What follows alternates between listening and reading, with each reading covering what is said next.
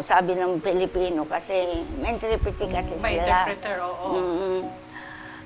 Tatang, magsabi ka daw ng totoo, sabing ganyan. Guerrilla ba yung mga tao o hindi?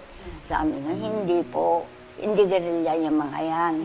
Sabi naman ng tatay ko, kaya yung dalawa kong kapatid na lalaki, pinagbintangan ni guerrilla. Itinali nila patalikod na ganyan ang tatay ko. Tapos, At sa harap po ng buong pamilya, tinatanggal yung balat po ng inyong tatay? oo, para nagsabi lang. Nasa ng harap totoo. po kayo? Oo, nasa harap. Nakikita nyo?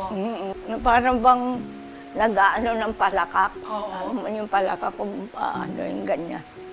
Kaya sinasalukuban naman namin magkakapatid kami. Meteria, Ismenya, tsaka ako. Tatlo kayong magkakapatid? Oo, tatlo kami yung babae.